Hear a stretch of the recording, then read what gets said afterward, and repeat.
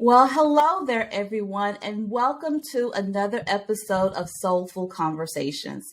I am your host, Sharika Matthews, life coach and creator of Feminine Success Mastery. Hi, and I'm also your host, Kim Mason. I'm the executive director of Women Cultivating Greatness, a nonprofit organization that help women who learn differently. Well, Kim, thank you for joining us here again today. And, like you said last time, we've known each other for 10 years and probably more than 10 years now. It is 2023. But, I love having these conversations with you because I feel like because we know each other and we're in two different eras of our life or two different seasons of our lives, we bring different perspective on different topics. And so today I really want to talk to you about authenticity. How can we as women and how can we as people just become more authentic and let go of the expectations of other people? And this came up for several reasons. One, I still work full time and I see a lot of new hires coming into the job, especially those who are fresh out of college and they really want to do well. And so they are learning the expectations of the job, but there are some people also picking up habits and mimicking what other people on the job are doing. And this also came to mind too, because I think about the realm of relationships, specifically romantic relationships, and how sometimes, especially when you're in a marriage or a long-term relationship, we tend to not always show up as our authentic selves because we don't want to be rejected. So I really want to explore this topic with you, Kim. Yeah, that sounds really good. And it is just, I guess when I think about it, I think about what is being authentic. It's Uh-huh. um, is showing your truth. And I remember we had a conversation before about core values. Yeah. And whenever you move away from your core values, your spirit is disturbed. And Mm. making sure that that you live by your core values is very important. And so, do you kind of have? Let's talk about like what do you think a definition is of being authentic? Yeah, I think the definition is very similar to what you said, Kim. Being authentic is really being your true self. And I saw this other definition online as I was thinking about this topic, and it says authenticity is when you say and do the things that you actually believe. And I Yeah, think that's it's it. very accurate. You are in alignment. What you say and what you do, or in other words, how you show up in everyday life is in alignment with what you believe. But then I think about that a little bit and are we fully aware of what we believe and where those beliefs come from? Because sometimes our beliefs or what we think we believe come from other people's beliefs and other people's opinions. And Yeah, so and if, expectations of us. yeah, so I think sometimes we struggle with identifying our authentic selves because we are unable to separate other people's expectations from our personal values and beliefs. That's right. And, when we're talking about being authentic, I made a note here, like embracing your strengths as well as your weaknesses, Mm, understanding your core values, like I said before, and in all of that, practicing self care, like mental mm, health, and just know when you recognize that you're not being yourself to step away for a moment and Yeah. gather your thoughts about it. Because Yeah. when you're Go not ahead. authentic, when you're not authentic, um, you can get into people pleasing or putting someone before yourself, and you can have a distrust of others, and Mm, you're not walking your proper path when you're doing that. yeah. So yeah, Tell me, go back to the definition of authentic you just said. It was yeah. something about that I want to bring back up. Embracing your strengths as well as your weaknesses. That, yeah, because sometimes one or two things happen, right? Either we don't think we have weaknesses and that we just show up as the perfect, beautiful women that we are, or we spend so much time criticizing our weaknesses, criticizing our shortcomings, or even focusing on the shortcomings and don't really embrace all of us, you Yeah. know?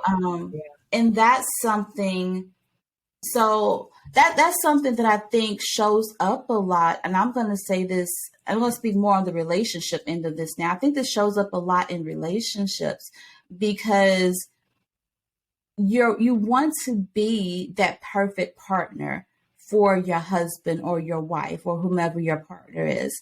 And when your partner or someone you really love gives you feedback that they may not like this part of you, sometimes you begin to change that, not in an effort to grow to be the best version of yourself, but in order to change who you are to meet that person's needs or meet that person's ideal of who they think you should be. And that's why you said earlier, one of your definitions of authenticity or how to maintain authenticity, you have to maintain your self-care. You have to maintain your self-esteem. And that self-esteem and that self-care comes from knowing who you are at your core, knowing who God created you to be, knowing that God made you to be unique, knowing that you are beautifully and wonderfully made in his image, that you are an extension of God. And when you understand that at your core, and then you understand your character, your beliefs, what drives you, your values, it gives you more of a substance, of a base to stand upon I when love people that. come. Yeah, Yeah. because people are always going to have opinions of you. People are always going to have, are going to project their beliefs and their opinions. And it's up to you to choose what you want to keep, what you want to throw away, and what you just want to simply ignore. Right. And what happens when you don't live your values, when you don't live, being happy? You hear in people who say, I lost myself in the Mm, marriage. And yeah. like you said, it's so easy to do, especially us as women, because we're saying really need to keep my family together. I don't Mm, want to be a product of divorce and all of those other things. And then slowly but surely you look in the mirror and you don't recognize yourself. yeah. Become, like I wrote down, excuse me, you become a people pleaser. You start comparing yourself to others without even knowing their story. Like, Yeah. oh, she's been married for such a long time. Everything must be great and wonderful. And you're not following your path, the path Mm, that God wants you to be on, because you're so focused on making sure that you're keeping everything together. And yeah. to me, it's a definition of no self love. And I Yeah. think everyone has done that from time to time in their lives. And it doesn't Absolutely. mean you're being ugly or nasty or it's going to go my way or the highway. but just make sure that you are doing you, you know? Right. I saw something a few days ago. So, you know me, Kim, I love quotes. I love inspirational sayings. So I always look for those things and I save them and I keep them in my phone and in different other places.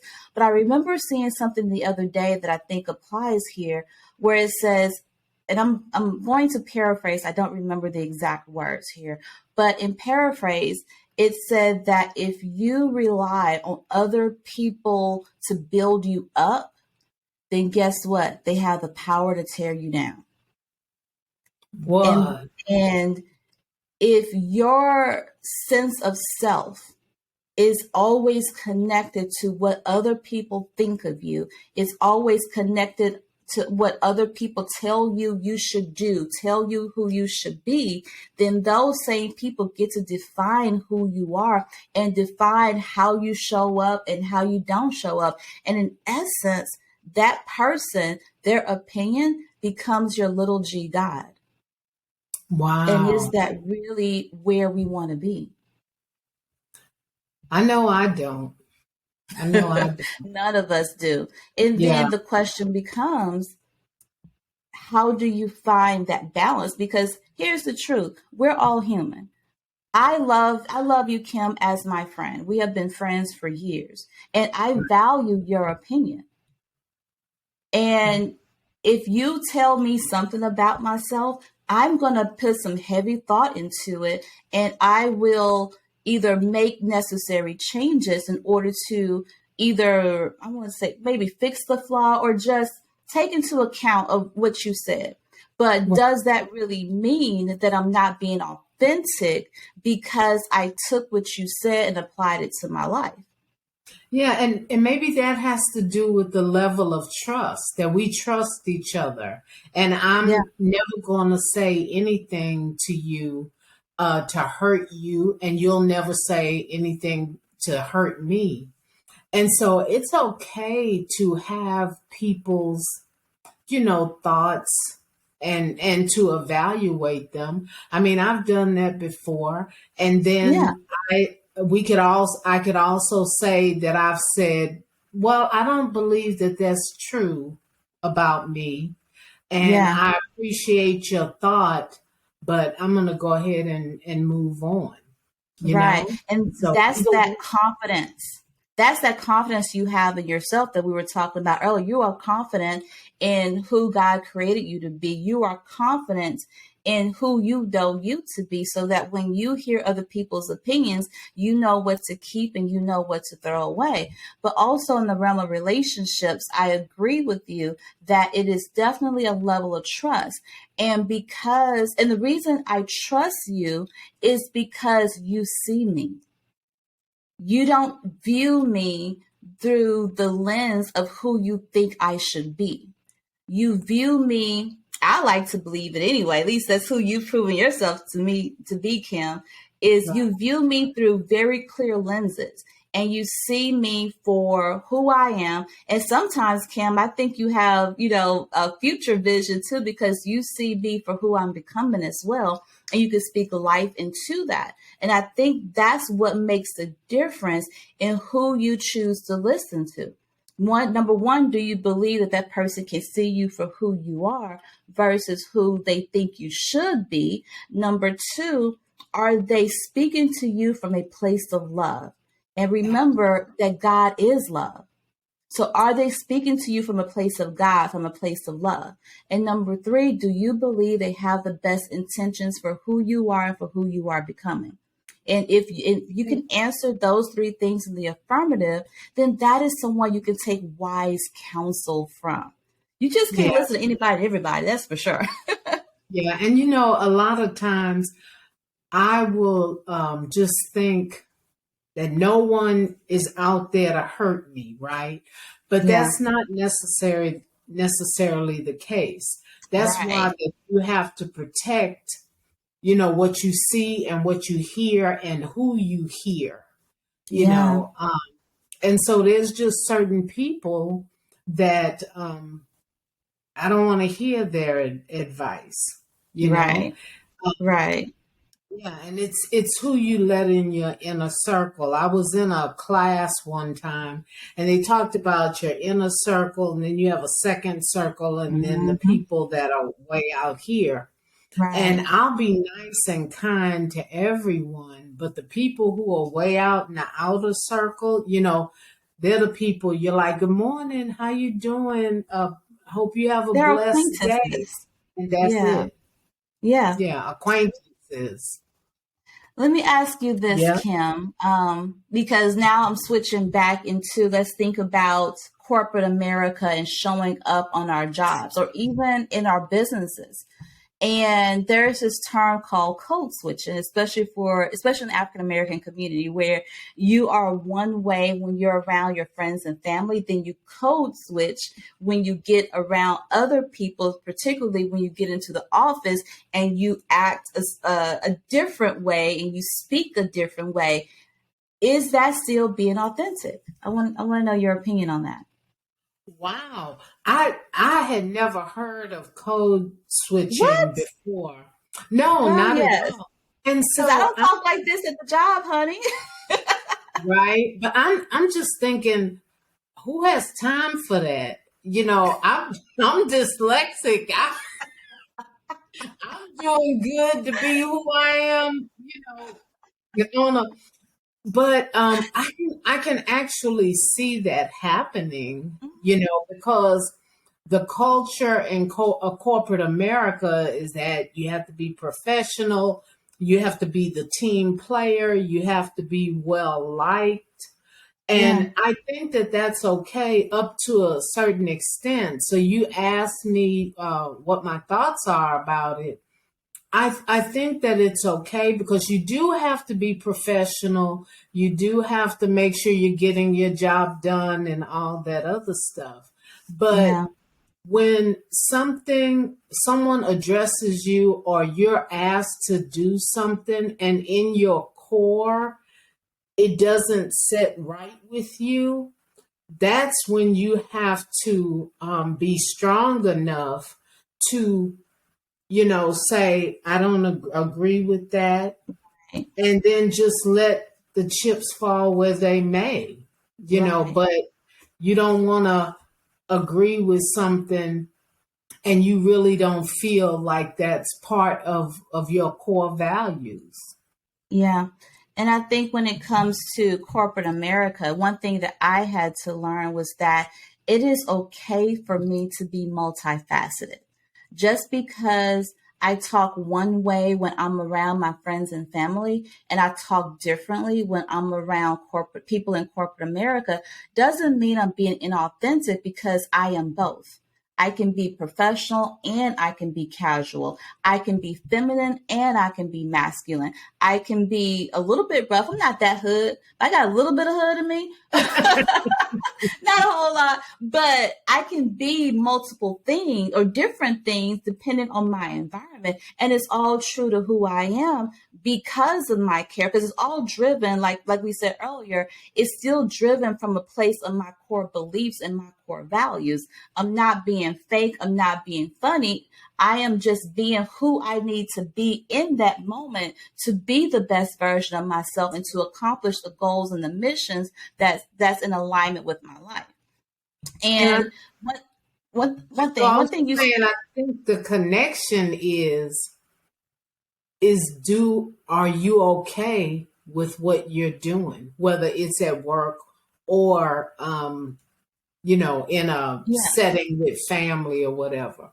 Are yeah. you are you not getting any red flags like this is really not me? This is fake. But go ahead. What were you saying? But I'm then the sorry. question is, this is along the same lines. So the question is, are you in tune with yourself to even notice? Because one thing that I've picked up on myself in the past couple of months is that sometimes you can be so busy doing stuff that you don't even notice when your spirit is disturbed. You don't even notice when you get uncomfortable in the things that you're doing because you're so focused on the external and not really focused on internal.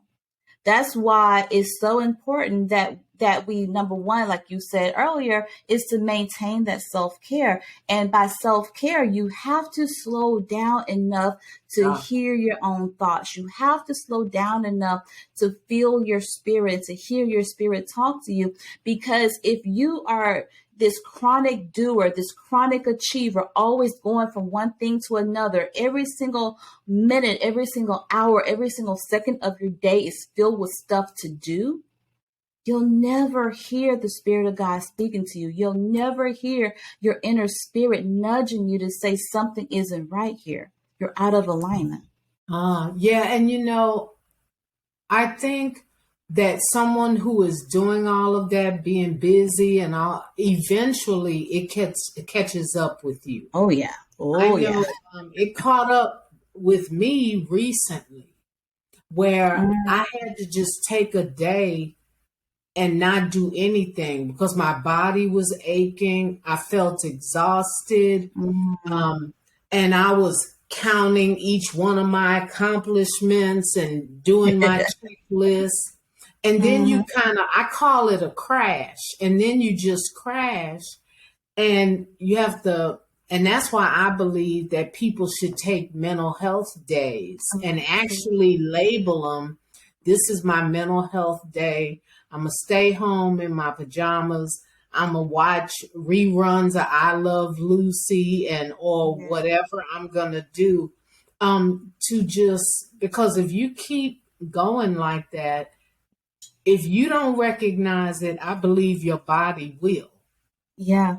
Yeah. It will. And I want to encourage our audience to make it a daily habit to slow down. That is Yeah. why prayer is so important. That is why meditation is so important. That is why breathing exercises are so important. Even if you only get to do it for 10 or 15 minutes at a time, it could be done in your office. It can be done in the shower. It could just be done in your bed if you're sitting up there. But taking the time to breathe, to not do anything. And I even encourage journaling because journaling is a great way to brain dump.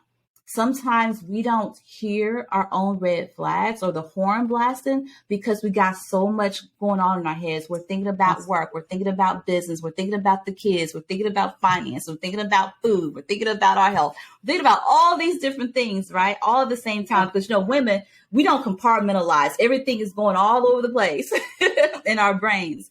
And That's so journaling is a great way to get it out your head and empty your brain so that your brain can finally relax, so that you can hear your own inner thoughts about what's true, what's right, what's kind in your spirit. And then you're able to, I like using the word recalibrate, to get yeah, you back that's in good. alignment. Because, when I think about calibration, I think about like a radio, right? Like an old AM FM radio. Like we had to choose the station. Like right now, most of our cars have the preset stations, push a button. But Yeah. when you calibrate, you can go like a tenth of a frequency at a time until you find that perfect alignment with the radio station you want to hear. And that is what I mean by calibrate. Once you get that brain dump out, now you're able to tune yourself into the frequency that you want to be at, whether that frequency is peace, that frequency is happiness, that frequency is feeling empowered, that frequency is whatever it is you need to be in order to be the best version of yourself. No, that's good. That is really good. That Yeah. and it's important. It's really important. Yeah.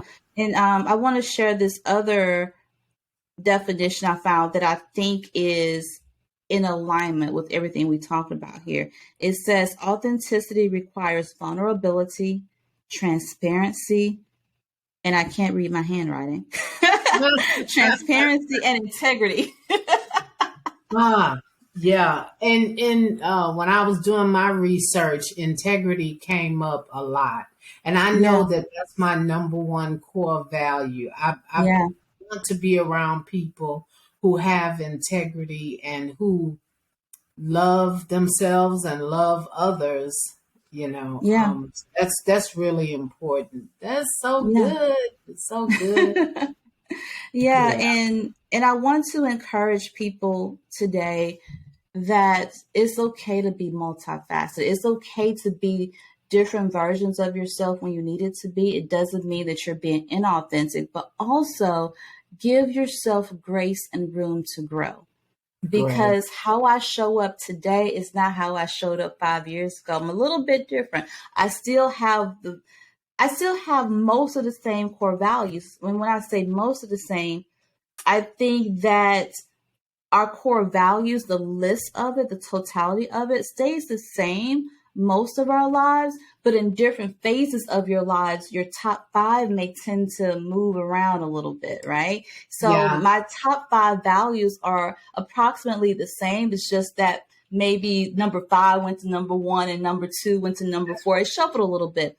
But in my personal growth journey, my spiritual growth journey, my mental and emotional growth journey, I don't show up the same way as I do right now because the now that I understand more of who I am and more of who I was created to be, I am a lot more bold about it. I am a lot more unapologetic about asking for what I want, asking for what I need, and showing up as myself.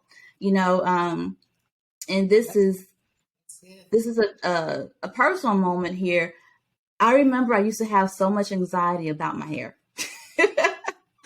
um yeah, going from, especially working in corporate America, and most of you guys know I'm an electrical engineer, so I worked in such a male dominated field, and it was a white male dominated field. And I went from having relaxed hair to my natural hair and now to locks. And I remember every time I did something different with my hair always became a topic of conversation at work. And Oh, it became so normally uncomfortable. right. And I'm like, yeah, I mean, my hair, I love my hair now, but it was a growth journey for me. I had to get used to my kinky edges here and not worried about slicking down and making it look straight. Like I had to learn to embrace it. Even as I've aged and I've gotten gray hair, you can't see it right now, but a couple of years ago, I when I started noticing the gray hair, I became conscious of it and self-conscious of it. And I refused to add color to my hair until I embraced my gray. So that it wasn't me trying to cover it up. It was just me expressing myself. So once I became comfortable with the gray and accepted it as a part of who I am, then I was able to do something different. But I made a commitment to myself that I wanted to embrace all of who I am. And it's the only way that I can show up authentically no matter what audience I'm in. So, That's good. You have to. And I think it's a process for everyone, you yeah, know. Yeah, it's a process for everyone. And yeah. I had to accept being dyslexic, and I had Hmm. to accept some of the challenges that go along with that. And Yeah, I also had to take responsibility for finding my own tips and techniques that would help me and make me be able to perform the way I wanted to and not yeah, what society expected. So that yeah. is good. This has been such a wonderful conversation. Yes. It's always good talking to you. And, do you have any final words? Yeah, there's this one last quote, then I'm done. There's this quote from Dr. Phil, actually. I don't usually watch this show, but I Hmm. thought this was good to end on. It says, be your authentic self. Your authentic self is who you are when you have no fear of judgment or before the world starts pushing you around and telling you who you're supposed to be. Your fictional self is who you are when you have a social mask on to please everyone else. Our Give Lord. yourself permission to be your authentic self. So, right now, Everyone, if you're struggling with showing up as your authentic self, get you a piece of paper and write out a permission slip for yourself and give yourself permission to be your authentic self. Date it today and you sign it. You authorize that. So now every time you feel challenged about how you show up and wondering if you're accepted or not, doesn't matter if you're accepted. Be your authentic self, because it really only matters that you are who God created you to be, and you're striving to become the next best version of yourself. Because when you do that, the right people, the right opportunities, the right jobs, the right romantic relationships will be attracted to you and come your way, because you're being exactly who you are supposed to be. Yes, absolutely. And I totally agree. All right. Well, Well, thank you so much. thank Go ahead. you. And this has been a whole lot of fun. So thank you so much for another great conversation, and blessings to you Thank you and so to much. And all of to you our out there who's listening. Absolutely. Thank you to our audience. Thank you for tuning in. If there is a topic you want to hear us talk about, leave that topic in the comments, or you can email us or DM us directly, and we will add that to the list of conversations, because Soulful Conversation isn't just for us. It is for you. And we want to make sure that you get the most out of this series that you possibly can. So again, thank you guys so much for joining us here today. And as always, be bold, brilliant, and completely unstoppable in the pursuit of your heart's desire in your life, business, and relationships. I'll talk to you next time.